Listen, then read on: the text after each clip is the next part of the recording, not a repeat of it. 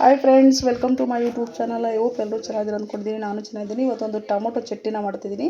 ನೋಡಿ, ನಾನು ಬಾಣಲಿನ ಕಾಯ್ದಕ್ಕೆ ಇಟ್ಕೊಂಡಿದ್ದೀನಿ. ಒಂದೆರಡು ಚಮಚ ಸನ್ಫ್ಲವರ್ ಆಯಿಲ್ನ ಹಾಕ್ಕೊಳ್ತಾ ಇದ್ದೀನಿ. ಸ್ವಲ್ಪ ಎಣ್ಣೆ ಹಾಕ್ಕೊಳ್ಳಿ. ಹಾಗೆ ಒಂದು 2 ಸ್ಪೂನಷ್ಟು ಉದ್ದಿನಬೇಳೆ ಹಾಕ್ಕೊಳ್ತಾ ಇದ್ದೀನಿ. ಮತ್ತು ಹಾಗೆ ಒಂದಿಡಿ ಕಡಲೆಬೇಳೆ ನೋಡ್ತಿರ್ಬೋದು. ಒಂದಿಡಿ ಕಡಲೆಬೇಳೆನ ಹಾಕ್ಕೊಂಡು ಸ್ವಲ್ಪ ಕೆಂಪಗಾಗೋವರೆಗೂ ಹುರ್ಕೋಬೇಕಾಗತ್ತೆ. ಸೂಪರಾಗಿರುತ್ತೆ. ದೋಸೆ, ಇಡ್ಲಿ ಮತ್ತು ಚಪಾತಿ, ಅನ್ನಕ್ಕೆಲ್ಲದಕ್ಕೂ ಸೂಪರ್ ಕಾಂಬಿನೇಷನ್ ಫ್ರೆಂಡ್ಸ್. ಒಂದ್ಸಲಿ ಮಾಡಿ ನೋಡಿ. ನಾನು ಹುರ್ಕೊತಾ ಇದ್ದೀನಿ.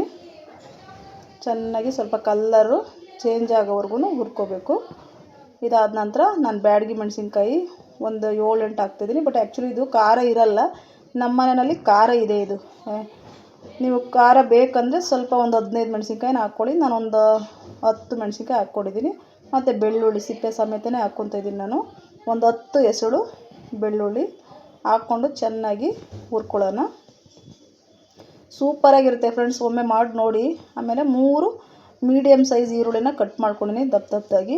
ಅದನ್ನು ಹಾಕ್ಕೊಂಡು ಚೆನ್ನಾಗಿ ಮಿಕ್ಸ್ ಮಾಡ್ಕೊತಾ ಇದ್ದೀನಿ. ಚೆನ್ನಾಗಿ ಫ್ರೈ ಮಾಡ್ಕೋಬೇಕು. ಚೆನ್ನಾಗಿ ಕಲ್ಲರು ಅದು ಚೇಂಜ್ ಆಗುತ್ತೆ, ಬ್ರೌನ್ ಕಲರ್ ಥರ, ಅದುವರೆಗೂ ಹುರ್ಕೋಬೇಕಾಗತ್ತೆ. ಅರ್ಜೆಂಟಾಗಿ ಅಕಸ್ಮಾತು ಸಾಂಬಾರು ಏನಪ್ಪ ಮಾಡೋದು ಅನ್ಬೇಕಾದ್ರೆ ಈ ಥರ ನಾವು ಚಟ್ನಿನ ಮಾಡಿಕೊಂಡು ಬಿಸಿ ಅನ್ನಕ್ಕೆ ಹಾಕ್ಕೊಂಡು ತಿಂದ್ರೂ ತುಪ್ಪದ ಜೊತೆ ಸಖತ್ತಾಗಿರುತ್ತೆ. ಇಲ್ಲ ಮಾಮೂಲಿಯಾಗಿ ದೋಸೆ ಮಾಡಿದಾಗ ನಾರ್ಮಲ್ ಚಟ್ನಿಗಳು ಮಾಡ್ತಾಯಿರ್ತೀವಿ. ಈ ಚಟ್ನಿನ ಡಿಫ್ರೆಂಟಾಗಿ ಮಾಡ್ಕೊಂಡು ತಿಂದರೆ ಸಖತ್ತಾಗಿರುತ್ತೆ. ಆಮೇಲೆ ಒಂದು 5-6 ನಾಟಿ ಟೊಮೊಟೊನ ಹಾಕ್ಕೊತಾ ಇದ್ದೀನಿ. ನಾಟಿ ಟೊಮೊಟೊನ ನೀವು ಹಾಕ್ಕೊಳ್ಳಿಲ್ಲ ಅಂತಂದರೆ ಫಾರಮ್ ಬೇಕಾದರೂ ಹಾಕ್ಕೋಬೋದು. ನಾನು ನಾಟಿನೇ ಹಾಕ್ಕೊತಾ ಇದ್ದೀನಿ.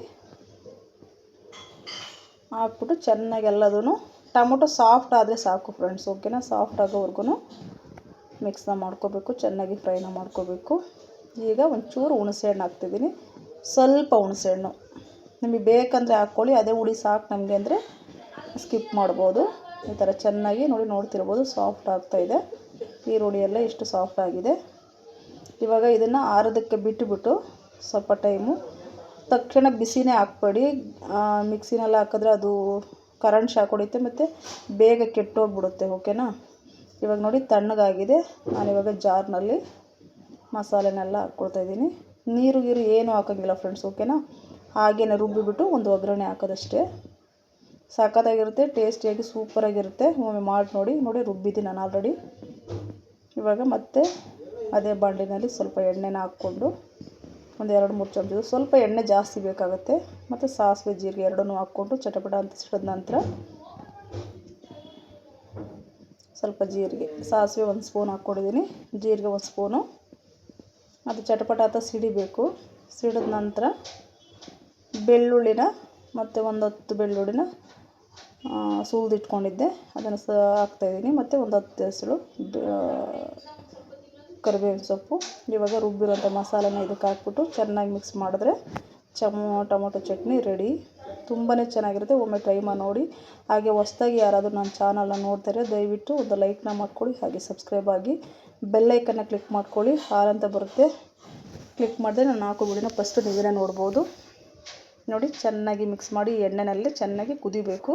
ಕುದಿದ ನಂತರ ಚಟ್ನಿ ರೆಡಿ ಫ್ರೆಂಡ್ಸ್. ಓಕೆ, ಈ ರೀತಿ ಒಮ್ಮೆ ಮಾಡಿ ನೋಡಿ. ಹೇಗೆ ಬಂತು ಅಂತೇಳ್ಬಿಟ್ಟು ಪ್ಲೀಸ್ ಒಂದು ಲೈಕ್ನ ಮಾಡ್ಕೊಳ್ಳಿ. ಹಾಗೆ ಕಮೆಂಟ್ ಮಾಡಿ ನಿಮ್ಮ ಫ್ಯಾಮಿಲಿ ಫ್ರೆಂಡ್ಸಿಗೆ ಎಲ್ರಿಗೂ ತಿಳಿಸಿ ಈ ವಿಡಿಯೋ ಹೇಗೆ ಬಂತು ಅಂತೇಳ್ಬಿಟ್ಟು ದಯವಿಟ್ಟು ನನಗೆ ಕಮೆಂಟ್ ಮಾಡಿ ತಿಳಿಸಿ ಫ್ರೆಂಡ್ಸ್. ಓಕೆ, ನೋಡಿ ಎಲ್ಲ ಉಪ್ಪು ಎಲ್ಲದನ್ನು ಹಾಕ್ಕೊಂಡು ರುಬ್ಬಿದ್ವಲ್ವ, ಎಲ್ಲ ಒಟ್ಟಿಗೆ ಹಾಕ್ಕೊಂಬಿಟ್ಟು ರುಬ್ಬೋದು ಅಷ್ಟೇ. ಎಣ್ಣೆ ಮತ್ತು ಜಾಸ್ತಿ ಹಾಕ್ಕೊಳ್ಳಿ. ಇವಾಗ ಫೈನಲಾಗಿ ರೆಡಿಯಾಗಿದೆ ನೋಡಿ ಫ್ರೆಂಡ್ಸ್. ಫೈನಲಾಗಿ ರೆಡಿ ಆಯಿತು.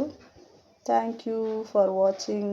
ಪ್ಲೀಸ್ ಲೈಕ್ ಮಾಡ್ಕೊಳ್ಳಿ. ಹಾಗೆ ಸಬ್ಸ್ಕ್ರೈಬ್ ಮಾಡ್ಕೊಳ್ಳಿ. ಫ್ಯಾಮಿಲಿ ಫ್ರೆಂಡ್ಸಿಗೆ ಎಲ್ರಿಗೂ ಶೇರ್ ಮಾಡಿ. Thank you so much. ಒಮ್ಮೆ ಮಾಡಿ ನೋಡಿ, ತುಂಬಾ ಇಷ್ಟಪಡ್ತೀರಾ. ಸೂಪರಾಗಿರುತ್ತೆ. Thank you.